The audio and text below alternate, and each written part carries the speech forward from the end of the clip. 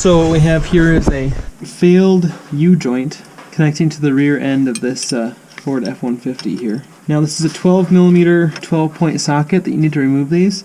I'm actually just going to use the box end of a wrench because it has 12 points on it. This is 12mm, and then you can use another wrench to increase your leverage, just like this. Try to break this thing free. These things are usually very tight. There it goes. I have had this off before, so I'm sure that's helping a little bit. I did one of these the other day, and it was quite a bit stiffer than this. So we're going to proceed to remove all these bolts here, and then we'll come back. Okay. Alright, so this drive shaft is usually pretty stuck on here, so you just have to take a hammer and give it a little bit of a thump. There it goes. It just kind of falls off all at once. Oh, goodness. Hey Ruben. Yeah. Can I hand you the drive shaft? So this drive shaft will slide right out of the end of the transmission here. And you want to be real careful not to ding this up here. There'll be a little bit of oil that might drip out. Probably should have had something underneath it.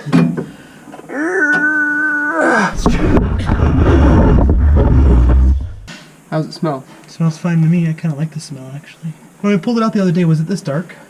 Do you remember? Yeah, I think it was about like that.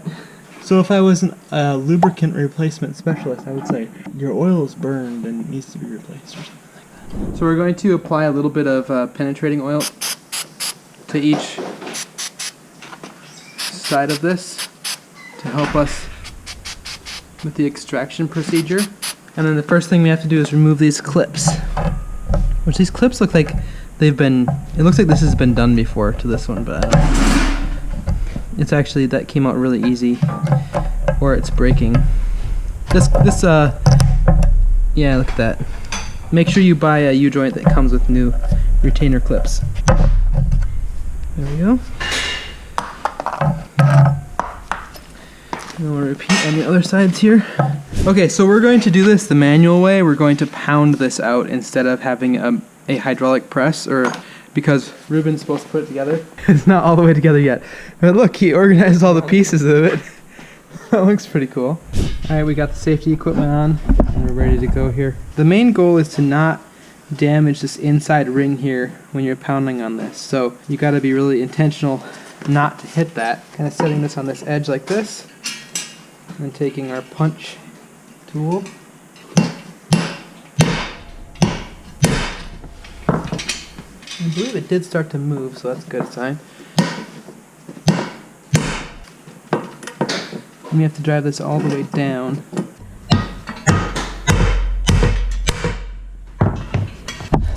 There it went. We can pull this cap off of this side. Oh, all these little pins. Now dumped out. They're all so rusty. That's hilarious. So now we have to unfortunately pound it all the way back the other direction to get that cap off of the other side. It's bottomed out, so we'll back it up to the edge of the anvil again here.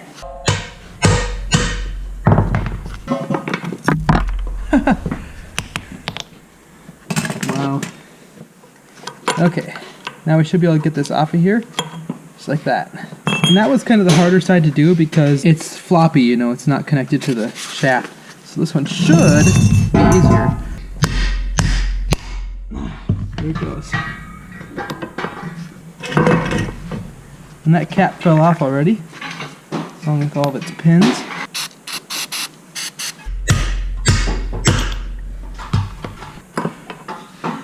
All we have to do is put all these little pins back in. We just got to put a little bit of grease on them and just line them around the outside of these caps and then reassemble this. Just kidding. So now we're ready to move on. We're going to take some time here and clean these inside surfaces up here, which is a little bit of steel wool or some emery paper. and just clean this up in general, and then we'll be ready to move on. So inevitably, every time you go to use your grease gun, it's going to be out of grease. So this is how to fix that problem by replacing the tube of grease. Use this high temperature stuff, it's good for everything. And so we can just start by rotating this. Oh no. If it squirts out like that, that means it's already full of grease. It was full?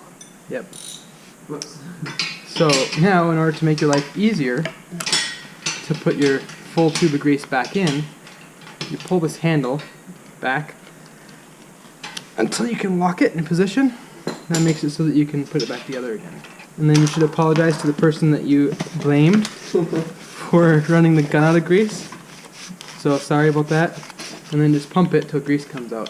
So here's the new U-joint. All the caps are pre-installed. This one has the grease zerk on it so we can grease it in the future. Hopefully someone will remember to do that. And then we also have our new clips here. You have to pull these caps off in order to get the U-joint in place. You gotta be really careful because when you pull them off, the little bearings or whatever you call them are in place there. You don't want to have those fall out. I had them fall out once before and it takes forever to get them all back lined up in that circle. So I'm just going to take a little bit of extra grease here and add it along this top edge to keep these pins from falling out.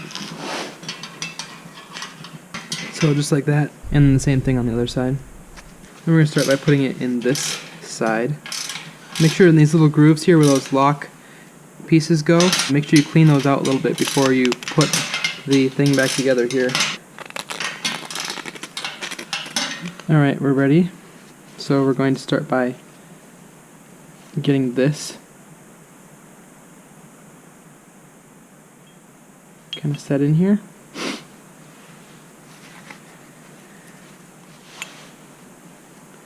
Now we can drop one of our caps on right here and slide that in. Take our other side and drop it in like this. Now let's see. So we'll start by seating this side a little bit further here. We actually drove that a little bit further than we needed to, and now we can insert one of our snap rings. It works good to just squeeze them like this. There it is. It's in place. It's come up a little bit actually, but we'll just drive it back down here and we'll snap it in. Yep, snapped in all the way around. We gotta go a little bit further yet. And you see right now this turns easy, but if we overdrive it, it'll get stiff. So now it's probably stiff. Yep, it is. But that's okay, because we can loosen it up here in a minute. So I'll try to get our second snap ring in. So if this is really stiff here, all you have to do is fix that, is set it up on your anvil and give it a little tap kind of at this angle right here so you don't damage this inside part here. Beautiful. Okay. Ready to put this side on here. How'd that cat get back in here? These end caps here are ready. And we'll get this position in here. Just like so.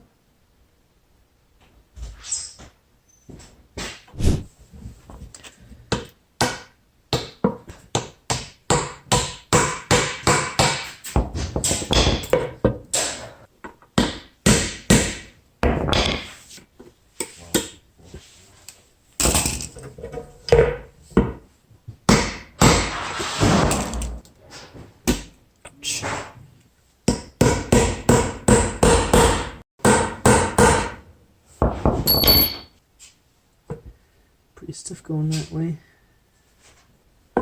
and that way.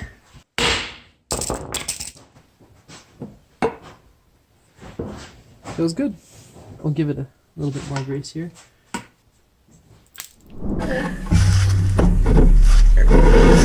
Alright, there you go. Okay, can you, well, actually maybe I can do it. The truck needs to roll backwards a little bit. Backwards? Okay, wait, that's good. Let it come back this way. Just let it loose a little bit. Okay. I think that's about right there. Okay, I got it. So you're good. Okay. I need the torque wrench. It's set to the correct setting. Oh, gross. Some kind of liquid just dripped into my ear.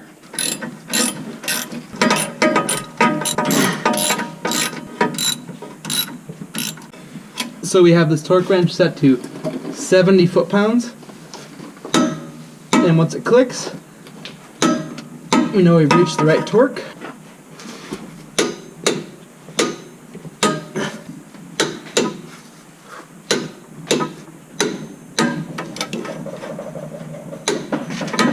We'll just double check them all.